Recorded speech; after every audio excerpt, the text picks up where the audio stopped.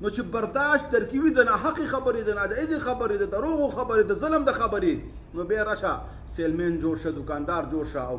الحمدلله والصلاة والسلام علی سید الانبیاء. نن د خپله ذاتی تجربه شریکوم که کاروبار کول غواړي یا تجارت کول غواړي او خاصتا سیلمین جوړېدل غواړي چې یو شی یو پروډکټس په بل باندې خرڅ کړي دکاندار یا سیلمین تاکي پکار دی چې دا څو صفات موجود وي. د ټول اوله خبره چینیان وایي که خندا نه درځي نو سیلمینی مه کوه دکانداري مه کوه اسې پاسې به خاندي خوش مزاجه جوړېدل دا ډېر لازمي دي په وخت د یو سودا خرڅولو کې چې ستا طبیعت بالکل حشاش بشاش او خوشحاله وي تا ته خندا درځي چې مخاطب او ګاهک ستانه مطمئن شي او خوشحاله شي او که تندي باندې د 12 بجې جوړې کړي نو بیا تا ته نږدې څوک نه راځي. اگر که ته یو شی خم خرڅې او ارزان هم خرڅې بیا هم تا ته څوک نږدې نه راځي. ښه شی خرڅ کا او په خپل قیمت باندې خرڅ کا مناسب مزدوري وکړه لیکن خندا سره په کوله او تندي سره ستا ګټه به تا ته الله ملاوي. دویمه خبره او اهمه خبره هغه برداشت دی.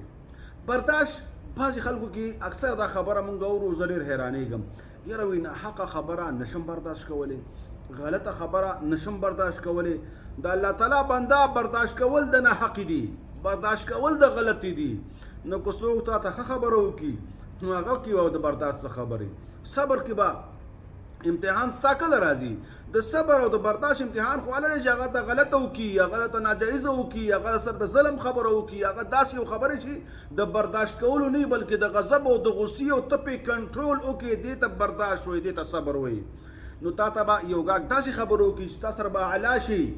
او تا ته به د ادنا شي قیمت راوړي دلته فلان کې دکان کې خو په دې ریټ باندې تا سره به اس ولاړي او هغه به د کچري او د خري ریټ راوړي تا سره به اعلی کوالټي دلته به ادنا کوالټي او د میکس او 2 نمبر شي ریټ راوړي. دغه وخت کې به ته برداشت کې نو چې برداشت ترکیبي د ناحقې خبرې د ناجایزې خبرې د دروغو خبرې د ظلم د خبرې نو بیا راشه سیلمین جوړ شه دکاندار جوړ شه او کینا. دریم اهمه خبره مهنت دی. مهنت او مشقت برداشت کول قدر سره نه وي چې خپل دکان کولاو کې وختي راشي او خپل بند کې او په خپل خو مضبوط و سره ودرېږي او ارڅ دنیا دا کارونه سیټ تکي نو دکان خلاص کو سیلمین جوړ شه او کنه مهنت او مشقت د ماده درکې نه وي او لیټ راځي او یا وختي زی او یا کوڅډب یو ګرځي را ګرځي او روډ ماستر دې ځان نه جوړ کړي او دکان ته ټیم نه ورکي. دا پښتانه وایي چې په پیښور چې کوم پښتانه دي دا وی دی دکان ته به کونه ورکې کونه مطلب دا دی بېدبي ماپ مقصد دا دی چې کونه به ږدي په ازدي باندې ګرځې به نه او نه به جګېږي بس غلی به کینی او دلته به ناست وي او غلی به ناست وي او که ګاګي او که ګاګ نه هغه پښتانه وي د ګاګ او د مرګ هېڅ پته نه لګېږي. د لحاظه تا به ناست یو ته به ته ښه ټیټ ناست یو ښه ویښ به ورته ناست او ښه برابر به ورته ناست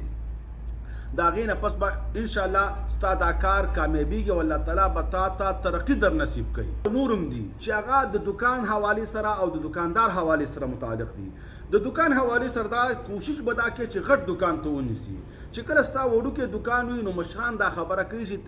تجارت کې چارې د تجربه وي هغه چې کله دکان وړوکی وي نو بیا به زړه خوري خفګان به کې د ګاهک به نه راځي تا ته او چې کله د دکان غټ وي نو بیا به بازار خوري بیا به ته ګټه خوري بیا به ته فایده خوري بیا به ته مصروفه وي او ته بیا اوزګار نه وي سوچ او فکر ته اکثره خلک چې راځي هلکه وي غټ دکان کې مې سودا واخیستله او که تا سره مال ښه ډېر وي ګودام د سره ډک وي او ته غټ کار کوي لیکن دکان دې وړوکی دی نو بیا تا ته څوک نږدې نه راځي ستا باندې څوک اعتماد نه کوي بروسه در باندې نه کوي ستا خبرو کې ورته د ذات ښکاري ستا خبرو باندې د هغوی یقین نه جوړېږي نو کوشش کوه ډېره قریب باندې دکان ونیسه لیکن غټ دکان ونیسه مزیدار دکان ونیسه چې یو سړی په لاره تېرېږي چې ستا نظر پې ستا په دکان باندې ولېږي که هغه وخت کې ضرورت نه او سبا یې ضرورت راشي هلکه د فلانکې شی په کار دی هلکه وي فلانکې ځای کې یو غټ دکان دی او ډېر رش پې او خلک ورته ولاړي او ما ولیدله هلته چې ته غټ دکان ستا وي نو د مخکې نه به د خلکو ذهنونه دا جوړي چې هلکه دلته به سودا ارزانه وي او بیا چې تا سره میلاو شي او ته ورسره ومخاندي او تا کې برداشت هم وي او تا کې محنت هم وي او ته د ښه کوالټي شی مخې ته کېدي نو غټ دکان دا فایده ده. آخري خبره دا ده چې افراد به ستا سیوا وي. پښتانه وایي هوښیاران په کاروبار باندې چې پوهېږي چې که ته یوي نو دنیا به دې خوري ته ګټه پې نه شي کولی ته به ستړی کېږي ته به وختي راځي ذهن به دې مشوش وي یو طرف ته به توجه بل طرف ته به نغلا کېږي څوک به سره دوکه کوي څوک سودا چې اخلي نو سمه سودا به نشي اخیستې په ټیم به سودا نشي راوړی دکان ته دکان چې کوم ضرورت دی هغه به ستا نه پوره کېږي کله به کومه سوداوي او کله به نه نو یو سړی نه سړی هغه هېڅ هم نه دی دکانداري دپاره لحاظه دا د بیا بل کار شروع کړي او دکانداري او سیلمندي نه کوي دکانداري چې کوي نو چې یو وي نو هغه به تاوان کوي او ځان به خوري چې کله دوه وي نو بیا به دکان خوري او ګټه به کوي او دا ته به فایده میلاویږي او الله به ورته پکې خیر نصیب کوي لیکن چې کله دا درې کسان وي درې دکانداران وي دا رونه دي دا تره زامن دي دا بچي دي او اتفاق جوړ دی او په یو دکان راټول شوي دي او په عدالت او په انصاف سره کار کوي په مینه محبت سره په منځ کې څه غلا او په منځ کې څه بدنیتي نه وي نو بیا به دنیا خوري دې ته به ښایسته ښایسته مالونه راجمع کوي یو به ښه دمه راشي وختي کار به وکړي دا چې ستړی شي دویم به ورپسې راشي دریم به ورته بازار کې ارزانه مالونه راټولوي او ګوري به چې څه شی کم دی د هغې غم به ورته کوي او ریټونه به ګوري خلکو سره به کینی نوې تجربې به زده کوي او د اصل مال پسې به هغه غټ مارکیټ ته ځان رسوي ځکه دوی سره به افراد وي نو دغه څو خبرې وي چې کله د کار کاوه دکانداري دې کوله دې باندې عمل وکړه الله تعالی دې وکړي چې په دې باندې عمل وکړي که زه خطا شوم دا زما ذاتي تجربه وه ما ته به عفه کوئ وصلی الله تعالی علی خیر خلقه محمد وعلى آله واصحابه اجمعین